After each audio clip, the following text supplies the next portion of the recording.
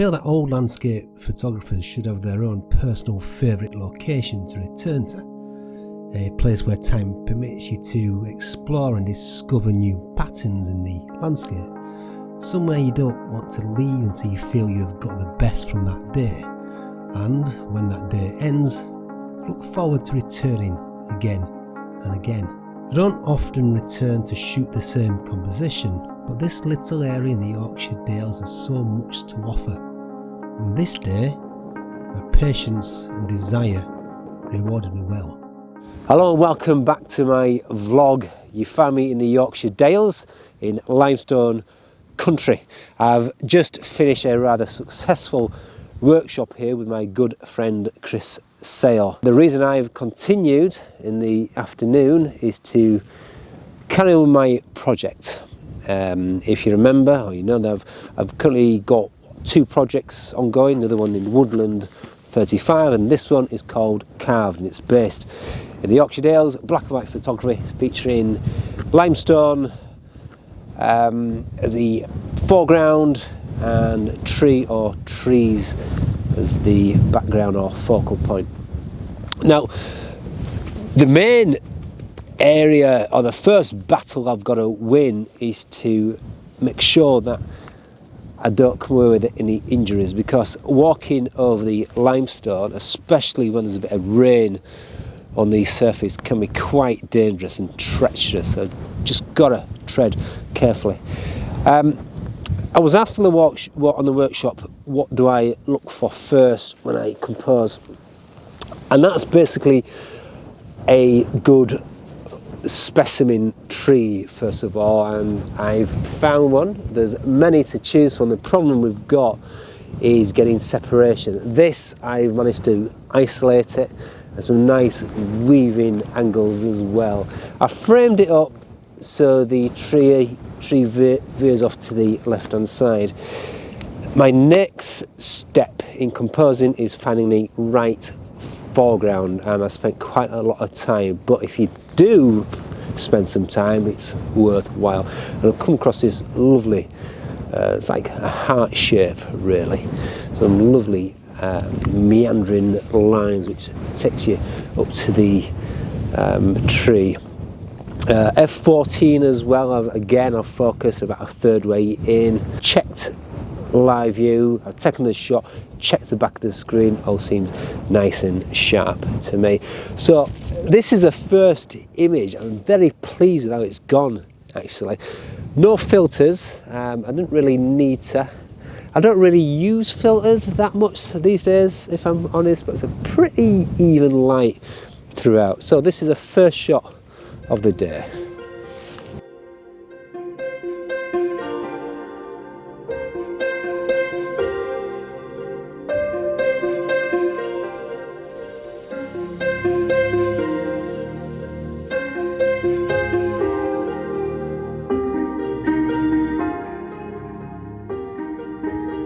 You may also find me doing a lot of this because the wind has followed me. It usually does, doesn't it?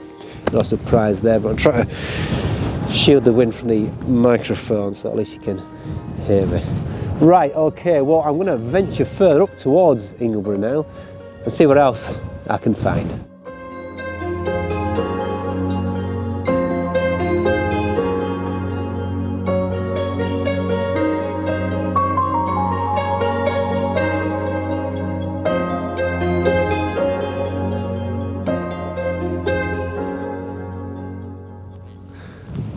You see, this is what's frustrating about this place. I mean, look at that. That's a wonderful specimen of a tree, exactly what I'd like. But the problem is, I cannot find a pleasing foreground pattern, which would lead you nicely up to it.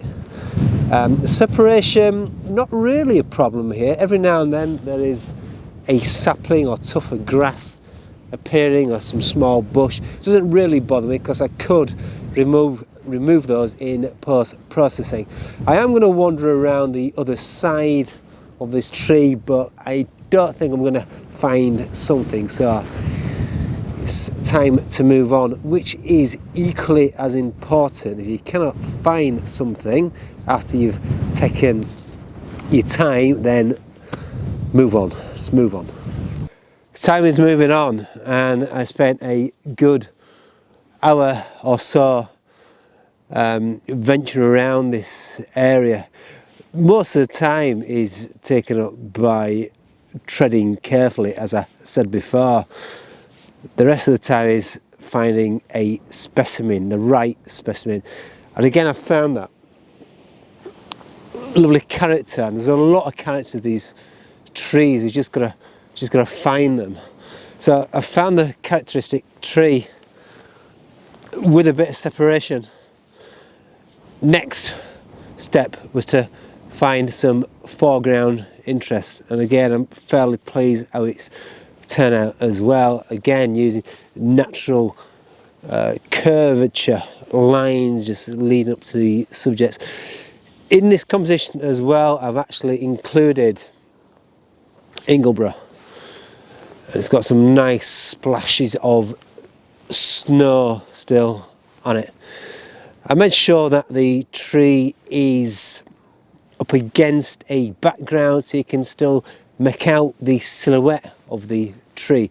Just ensure that none of the branches are encroaching on the skyline.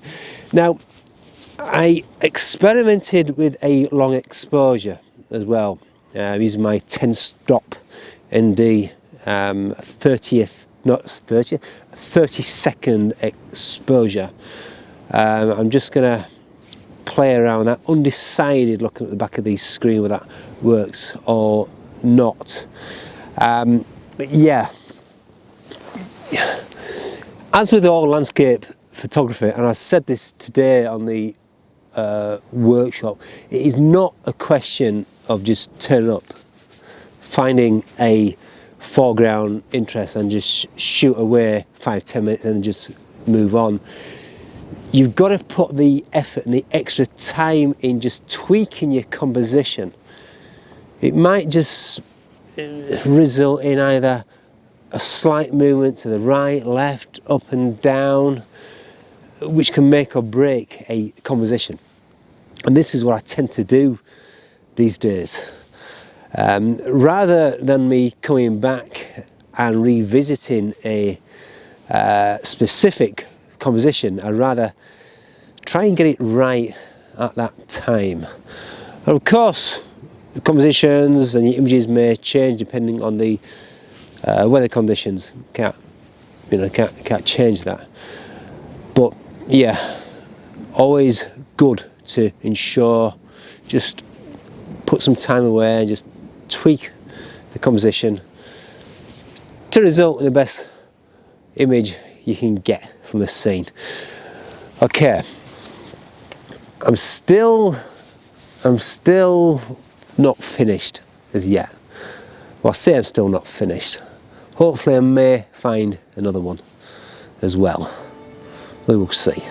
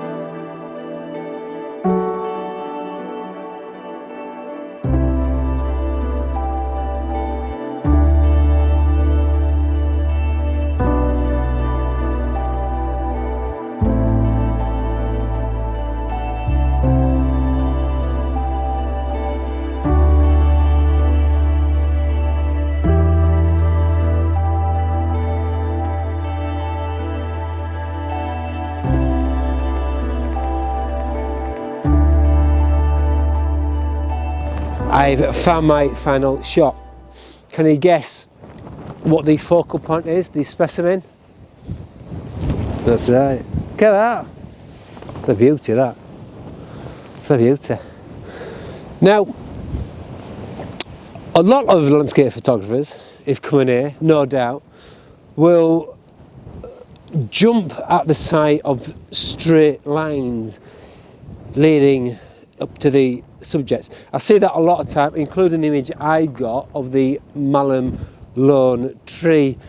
But I find that what works better, adds a bit of creativity, mystery, is the irregular shapes, the winding shapes, the S shapes in the foreground. And that's again what I found in this composition here. Again, I found some separation between the limestone and the grass, which is really important, by the way, just in case I decide to convert them to black and white, because you can play around with the greens and yellows in post-processing, perhaps darken those as an option and increasing the exposure of the limestone. It really is picking up. I've got my back to it though. I'm quite used to wind.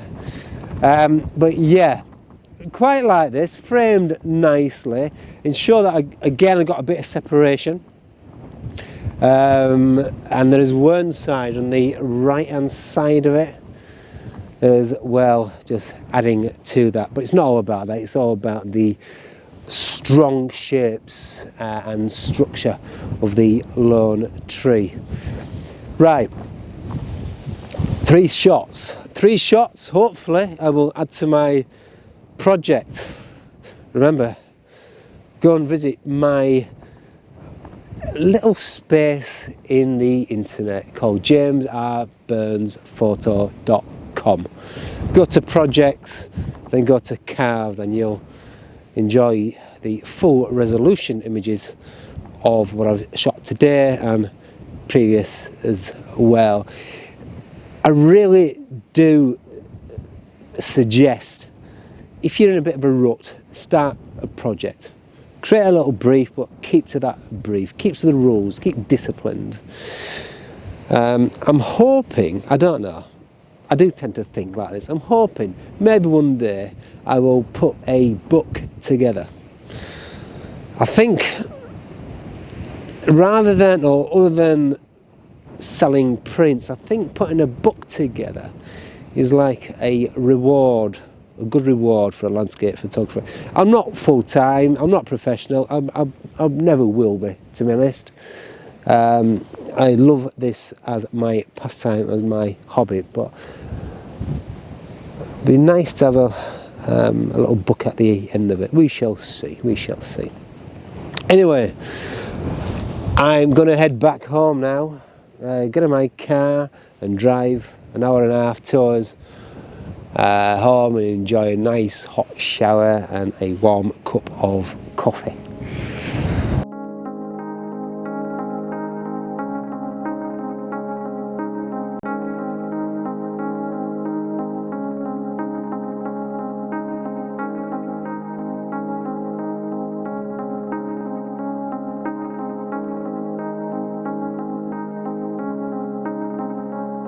Until next time, keep smiling.